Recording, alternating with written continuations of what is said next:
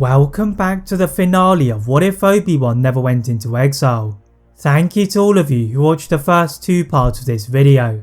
To recap what happened in those episodes in the event you haven't seen them, Obi-Wan had decided to help the fight against the Empire, rather than residing on Tatooine, helping Bo-Katan to resist the Imperial forces. The Jedi Master next helped Clone Captain Rex to try and save Crosshair, but after their failure, Obi-Wan rescued any surviving Jedi, until he is betrayed. Whilst Obi-Wan had been pursuing the last of the Jedi, Darth Vader became even more obsessed with finding his old master since his failure on Kamino. With his Inquisitors being frequently killed, the Sith is forced to make his own journey, and with the help of the Imperial intelligence, he managed to find a secret rebel rendezvous point in the Outer Rim. In his TIE Advance shuttle, the Sith ordered his two neighbouring Imperial TIE fighters to cut off any escape as he tackled the small rebel fleet. Using all of his piloting skill that had been perfected on Tatooine, Vader decimated the rebel starfighters and began the docking procedure for the Hammerhead class cruiser. Blocking all of the available escape routes, the Sith Lord frightened all of the rebel officers who dared to stand in his path until he saw his intended target, who was former Clone Captain Rex.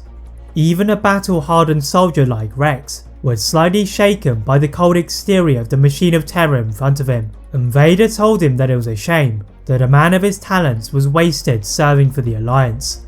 As Vader ignited his blade, Rex prepared himself for imminent death, until he felt his mind being stretched and destroyed as Vader used his dark side powers to extract the location of Obi-Wan from his former clone captain.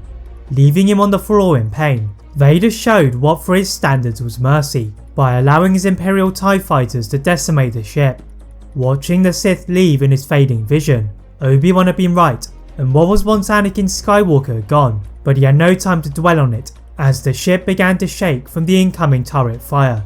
Stumbling to his feet, Rex bounced from wall to wall as he tried to make his way to the cockpit when one of the ion sublight engines started to burn.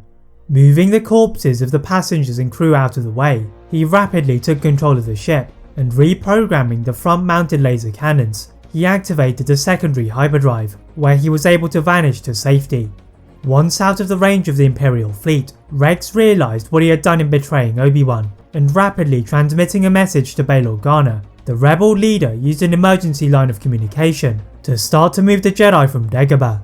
On the remote planet, Yoda had felt the disturbance in the Force from Vader's attack, but with no transportation, he had to wait for the help of the rebels.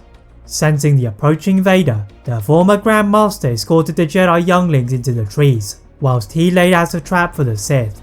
Upon Vader's arrival, the towering machine of terror saw a trail of lightsabers on the floor, and following it through to the dark side cave, the Jedi escaped in a rebel-like cruiser as the Sith faced an unusual challenge.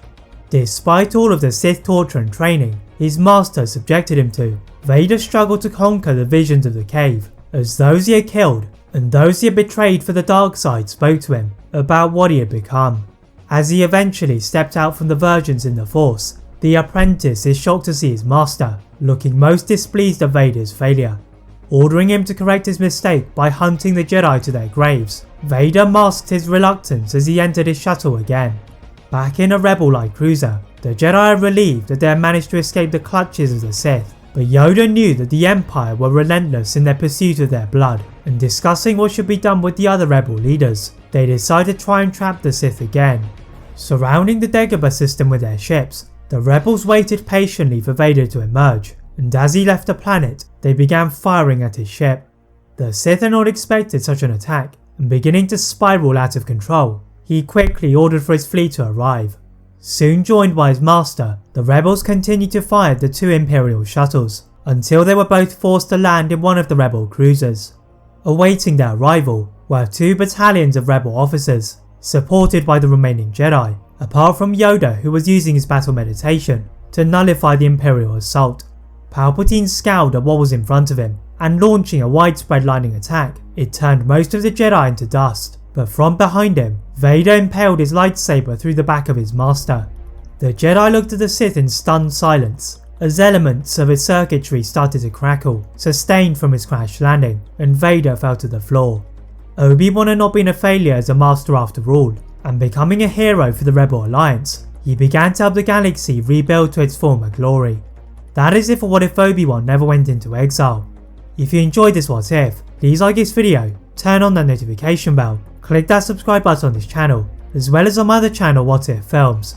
And as always, leave a comment on what if you'd all like to see next, and how I can improve my videos. Thank you all very much for watching, and see you next time.